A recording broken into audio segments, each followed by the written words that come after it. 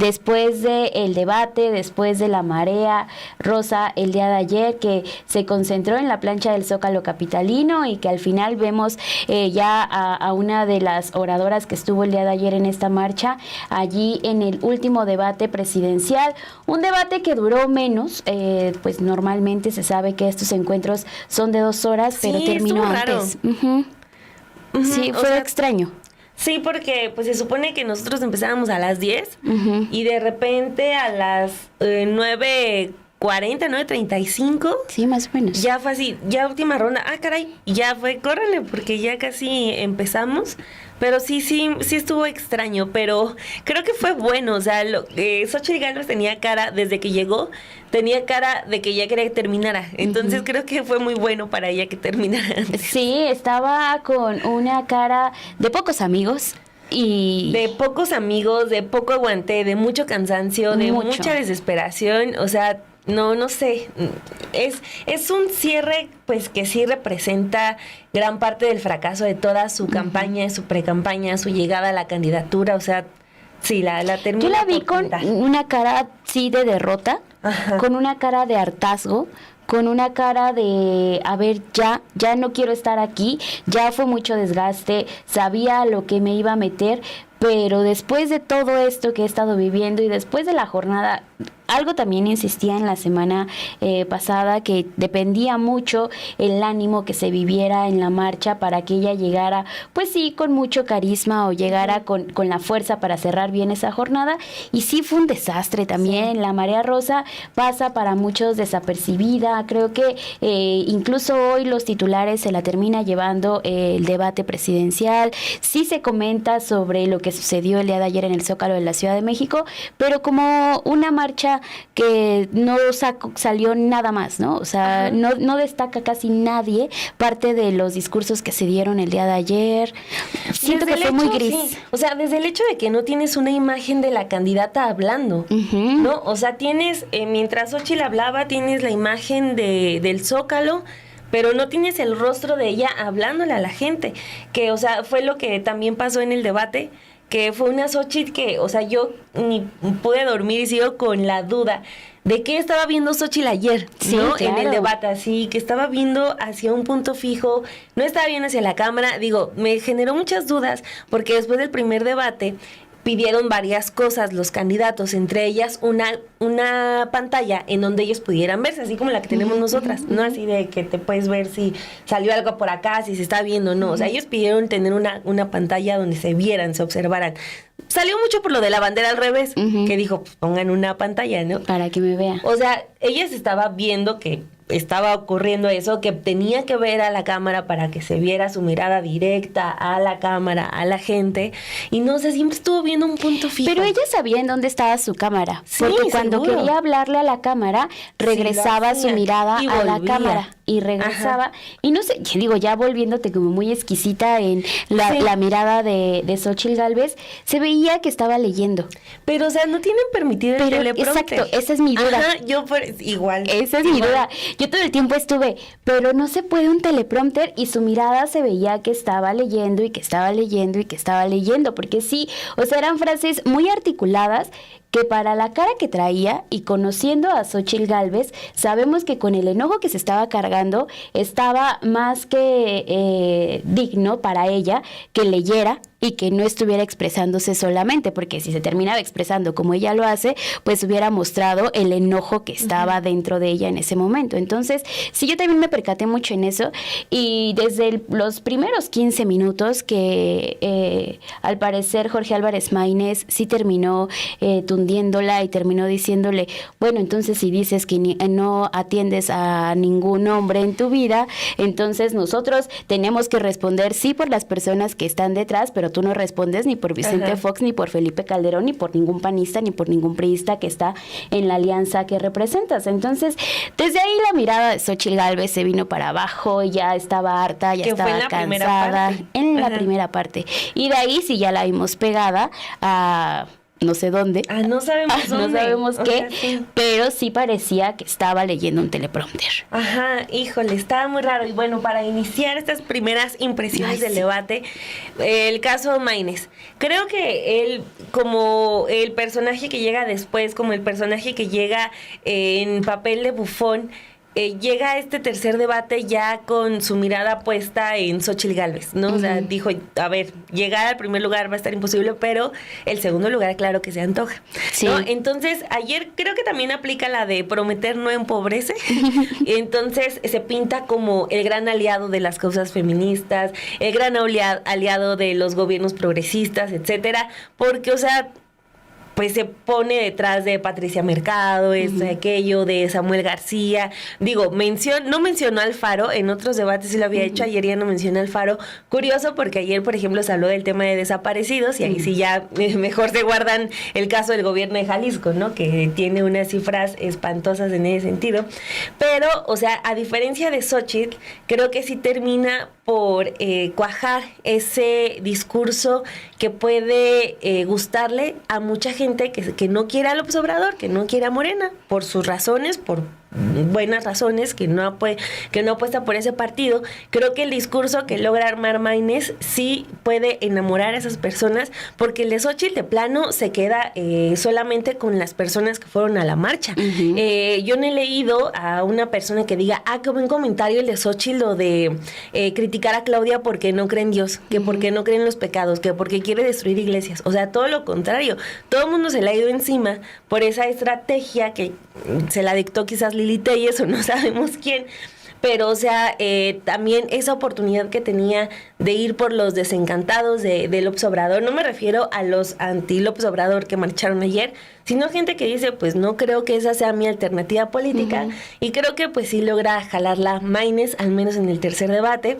Y sí creo que le va a quitar puntos a Xóchitl. Y sí, ya metiéndonos al terreno de lo que fue el tercer y último debate presidencial, pues de parte de la oposición lo que vimos fueron más ataques que propuestas claras o al menos tangibles. Vamos a empezar con este resumen que les hemos preparado. El día de ayer, Xóchitl Gálvez, la candidata de la alianza del PRI-PAN-RD, optó por atacar a Claudia Sheinbaum en los temas de seguridad y programas sociales. Y esto pues provocó que dejara de lado la oportunidad de presentar proyectos a las y los millones de mexicanos que vieron ese debate presidencial. En sus mensajes iniciales, primero empezando con Maynes, explicó lo que es el voto útil. Gálvez insistió en que ella defenderá la vida, la verdad y la libertad en este discurso muy a la Milei, allá de Argentina.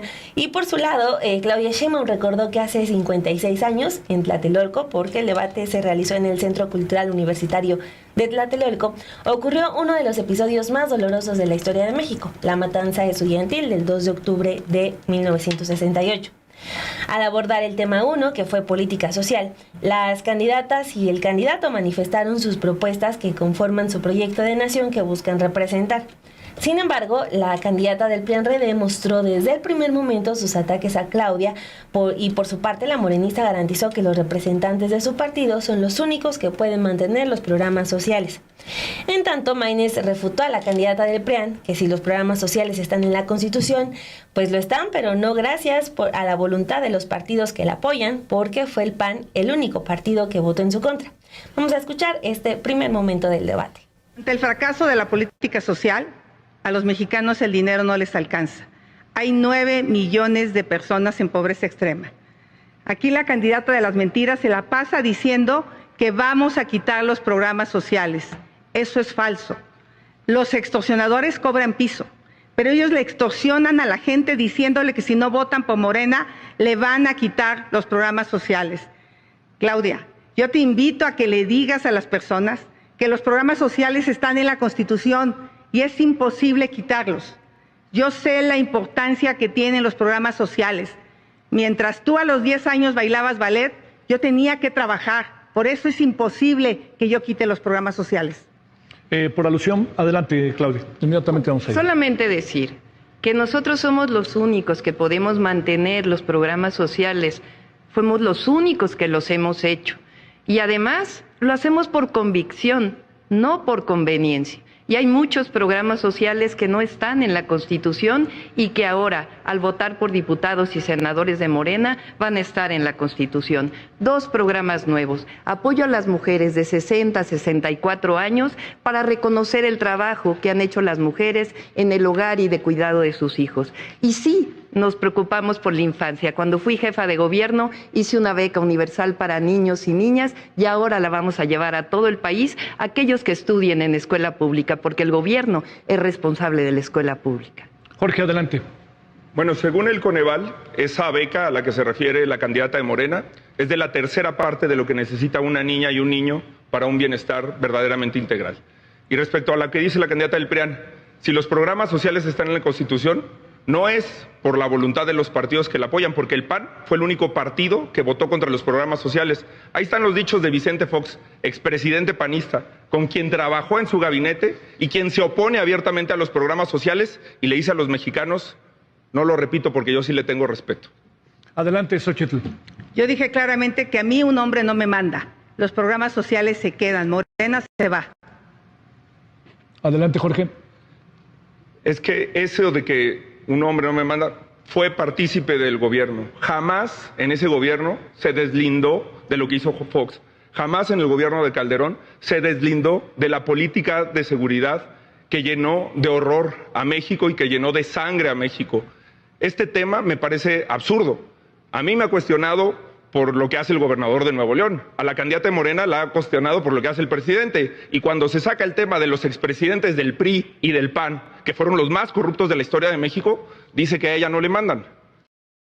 Este fue el momento en que se descompuso Xóchitl Gálvez y ya no pudo levantarse, porque a partir de ahí se dio cuenta la forma en la que se iba a desarrollar este último debate presidencial, en donde estábamos viendo que los ataques eran únicamente entre ambas candidatas, y en esta ocasión se sumó Jorge Álvarez Maínez también, pues a decirle varias cosas a Xóchitl Gálvez y también a Claudia Sheinbaum, pero obviamente Claudia Sheinbaum terminó evadiendo los comentarios que estaba realizándole el candidato de Movimiento Ciudadano, y Xóchitl Gálvez, pues con su cara respondió parte de los señalamientos que hacía.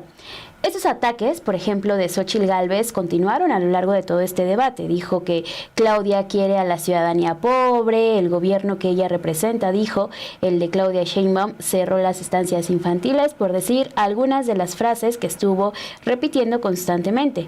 Mientras tanto, la exmandataria capitalina continuó defendiendo sus resultados en la Ciudad de México. También el representante del Partido Naranja comparó los gobiernos anteriores al señalar que habían abandonado a la vivienda, como lo hizo el gobierno de Vicente Fox. En esa misma línea fue que Claudia Sheinbaum declaró que la vivienda la convirtieron en un negocio, al denunciar que precisamente 600,000 viviendas abandonadas se dieron en la época de Vicente Fox. Gálvez replicó que la única que no ha aclarado su vivienda es Claudia Sheinbaum. Vamos a ver esta otra parte. Aquí la única que no ha aclarado el tema de su vivienda es ella. Se robó un predio, no tiene licencia de construcción, le escondió esa vivienda. Entonces, ojalá nos diga si tiene el contrato de compraventa. ¿Quieres comentar algo, Claudia? Bueno, quiero hacer un paréntesis. Las mexicanas y los mexicanos no nos merecemos un debate presidencial lleno de calumnias y lleno de mentiras. Eso refleja la ausencia de proyecto. No voy a caer en este caso en provocaciones. Al debate venimos a presentar propuestas, a defender nuestro proyecto y, por supuesto, a mostrar nuestra calidad humana. Entiendo la desesperación del PRIAN, va en un lejos segundo lugar, pero no comparto sus métodos. Por eso ahora nos toca respetar la investidura presidencial. Otro de los temas que se tocó anoche fue el de inseguridad y crimen organizado. Claudia contrastó con los datos del 2006 para validar una elección. Dijo, Calderón tomó una de las decisiones más terribles para nuestro país, que fue iniciar esa llamada guerra contra el narcotráfico, ¿sí? Derivado de una desesperación por sentirse pues el presidente democráticamente electo, mayoritariamente electo, pero bueno, lo que terminó fue en una guerra que seguimos padeciendo. Y pese a que el INE ordenó retirar del debate anterior la acusación de narcocandidata y narcopartido en contra de Morena, cuando Xóchitl Gálvez lo hizo, ella demandó que ahora sean válidos los dichos para enjuiciar al exsecretario de Seguridad Pública, Genaro García Luna, en Estados Unidos. Sin embargo, afirmó que sería importante que Omar García Harfuch, quien está en el equipo de Claudia Sheinbaum, cuente toda la historia de García Luna. Aquí también es importante señalar que sobre estas medidas cautelares que el INE le solicitó a Xóchitl Gálvez sobre decir que ella no podía utilizar la frase de narcocandidata, pues también habla mucho de la propia Gálvez, que en la mañana marchaba por la democracia, pero en la noche pues fue incapaz de cumplir con esta medida cautelar que ya le había dictado el INE. El ejercicio democrático se tornó entonces ya en un encuentro entre las dos candidatas cuando Gálvez relató la historia del por qué llamó a Morena narcopartido y a Sheinbaum narcocandidata. ¿Cuál fue la razón? El libro de Anabel Hernández. Vamos a ver esta parte del debate. En el pasado debate llamé narcocandidata a Claudia Sheinbaum y eso generó mucha polémica. Quiero explicarle a millones de mexicanos por qué lo hice. Esto no es un apodo ni un insulto, sino es una descripción de hechos. En el libro de Anabel Hernández, una respetada periodista, aquí se establece que los testigos protegidos que tienen a García Luna en la cárcel, ese que tanto critica, son los mismos que aseguran haberle dado dinero al actual presidente para campañas políticas. Y en el último capítulo, llamado La Heredera, aquí dice claramente cómo la señora Sheinbaum y su secretario recibieron sobornos, recibieron droga. Eso lo dice el libro. Ella tendría que aclararlo. Y como me va a decir que presente la denuncia, pues ya la presenté. Les recordamos a las candidaturas que de acuerdo con el formato aprobado los libros no están permitidos. Pidió la palabra primero Jorge Maínez, pero hay una alusión. ¿Me permite ir primero con la candidata? Está bien, Claro, vamos, claro. Maínez, adelante. Adelante. Bueno, nada más decir que las fuentes de ese libro, yo creo que son mejores las del libro de La Reina del Sur de Pérez Reverte, o mejor le recomiendo ciencia ficción, ¿por qué no lea Ray Bradbury? Fahrenheit 451, de plano Crónicas Marcianas. Vamos a hablar de los resultados que tuve en la ciudad, porque de los tres soy la única que tiene resultados en seguridad. Los homicidios dolosos en la Ciudad de México del 2018 al 2023 disminuyeron, al junio de 2023, cuando dejé la jefatura, en 51%. La reducción promedio de delitos de alto impacto disminuyó en 58%. Y en efecto, preguntan los cómo. ¿Cómo lo hicimos? Con una estrategia de 4 ejes. Atención a las causas, más y mejor policía. Aumenté el salario de la policía en 64%. Inteligencia e investigación. Aumentamos las cámaras de 14,000 a 75,000 e hicimos un área especial de investigación e inteligencia y coordinación, lo que no quieren hacer muchos de los gobiernos del PRIAN. Jorge Maínez. Conmigo no se tienen por qué preocupar de cuál García es peor, si García Luna o García Harfuch. Conmigo, el que va a asumir la tarea de pacificar al país, de darle seguridad, de acotar la impunidad, es el presidente de la República. Es una tarea que no se puede delegar.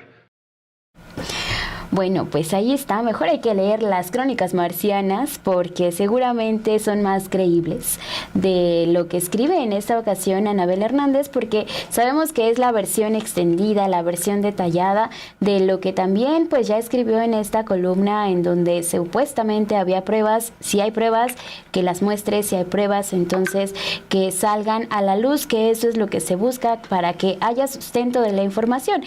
Es lo que dice en esta ocasión para argumentar por qué la llama narcocandidata, para argumentar por qué viene pues esta calificación que le da Xóchitl Gálvez a Claudia Sheinbaum, algo que pues dejó pasar de largo. También recordemos que estaba en este contexto de hablar de seguridad y crimen organizado, un tema muy importante para el contexto mexicano.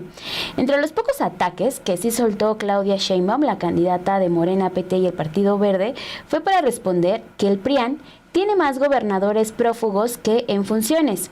También Jorge Álvarez Maínez dijo que su partido es el único que no tiene financiamiento del crimen organizado. Escuchémoslos. Miren, estos sí son hechos.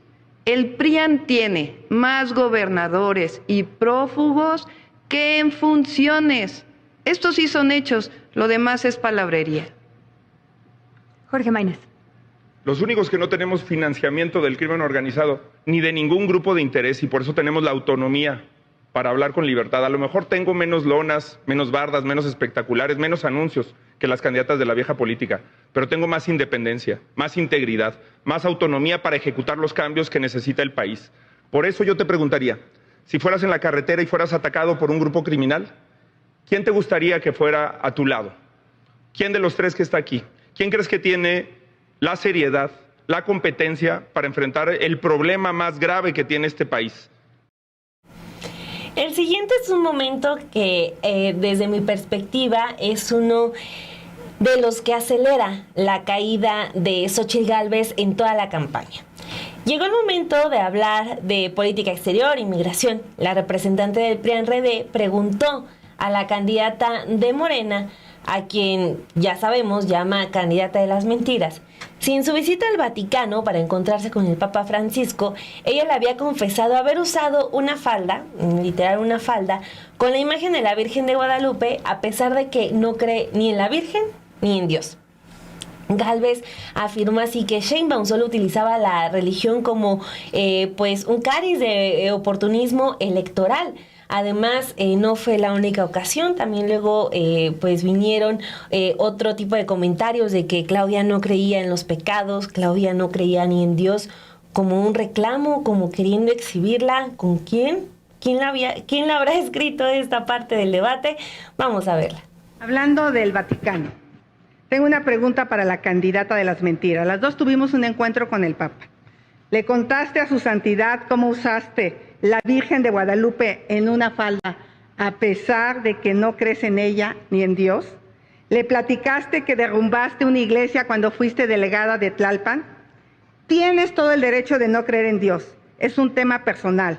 A lo que no tienes derecho es a usar la fe de los mexicanos como oportunismo político. Eso es una hipocresía.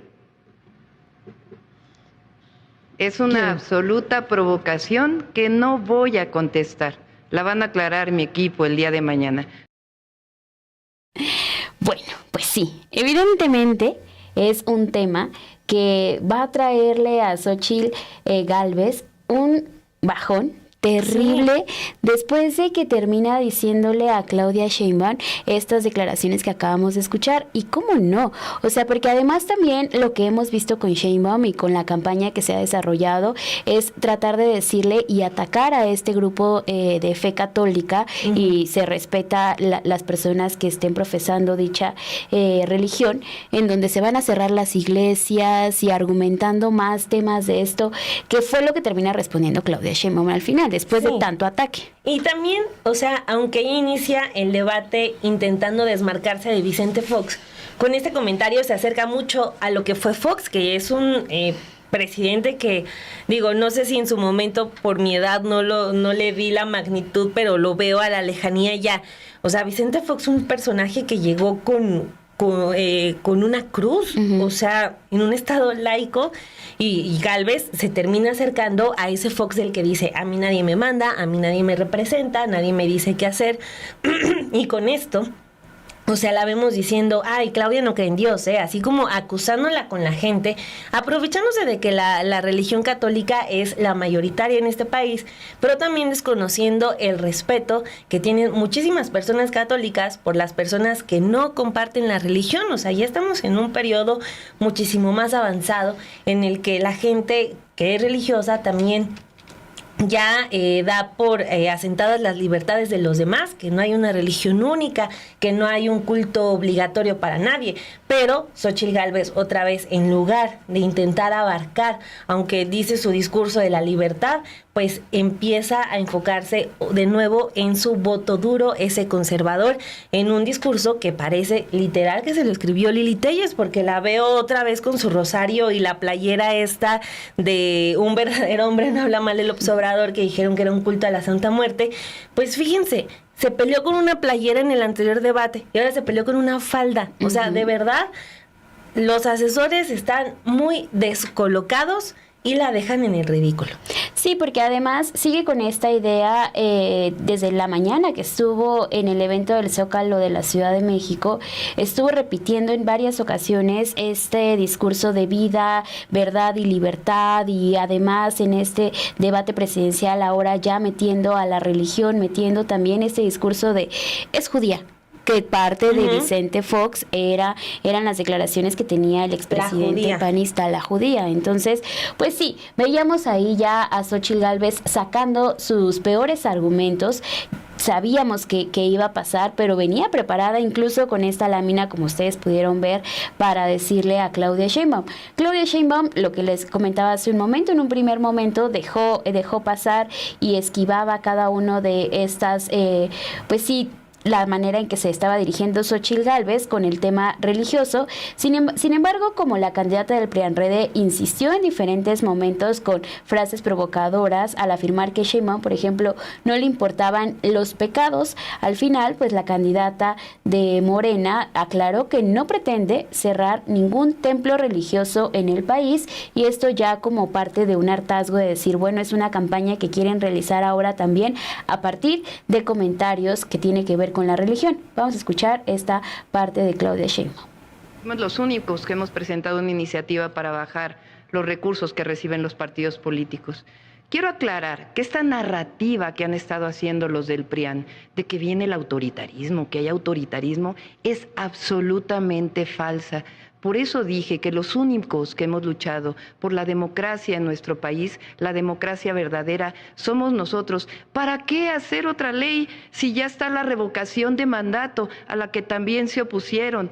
Y las consultas públicas, vamos a recordar una consulta pública en el 2013, una de las mayores reformas que tuvo la Constitución con la reforma energética, se presentaron 2 millones de firmas para una consulta pública y se negó. Eso no es democracia. El odio, la calumnia, tampoco es democracia. Y quiero aclarar, porque están diciendo que vamos a cerrar las iglesias. Absolutamente falso. Bueno, finalmente los 3 candidatos fueron cuestionados sobre la posibilidad de impulsar una reforma al Poder Judicial en caso de ganar la presidencia de la República. Xóchitl Gálvez afirmó que sí la impulsaría porque dijo, hoy la democracia está en riesgo. Para Claudia, la labor fundamental del Poder Judicial es la justicia. No obstante, consideró que el problema es que muchos ministros de la Suprema Corte de Justicia de la Nación se han extralimitado en sus funciones. Vamos a escuchar esta última parte del debate. Impulsaría una reforma. Me parece que lo que hemos visto los últimos días con el caso del exministro Saldívar, donde como presidente de la Corte estaba al servicio del actual presidente de la República, me parece inaceptable. Me parece inaceptable que la señora lo tenga en su equipo, por cierto, pero eso no puede volver a pasar.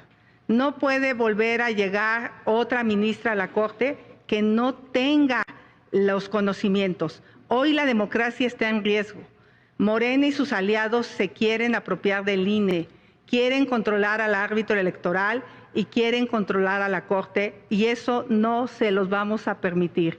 Por supuesto que a mí me parece que los ministros de la Corte se deberían de nombrar con una consulta hacia las universidades, hacia espacios de barras de abogados, y nunca más un cuate o una cuota en la Corte. Recuerdo, si te parece, Claudia, la pregunta de Jorge Maínez: ¿cuál debe ser el papel que juegue el Poder Judicial en una democracia? ¿Impulsaría una reforma? Adelante, hasta un minuto, Claudia Sheinbaum. El Poder Judicial, su labor fundamental es la justicia. El problema es que ahora muchos ministros de la Suprema Corte de Justicia de la Nación se han extralimitado en sus funciones. Incluso han echado para atrás leyes que apoyan al pueblo de México y a la nación que han aprobado la Cámara de Diputados y la Cámara de Senadores. Y bueno, vamos a tener que decirlo, perdón, pero la presidenta de la Suprema Corte de Justicia de la Nación, amagando a los magistrados del Tribunal Electoral para reunirse en lo oscurito con Alito, eso no es división de poderes. Lo que nosotros queremos es una Suprema Corte de Justicia de la Nación, un poder judicial que responda a la nación y que responda a los intereses del pueblo de México y que haga su función y no se dedique a las politiquerías. Bueno, así fue lo que sucedió el día de ayer en este último encuentro presidencial.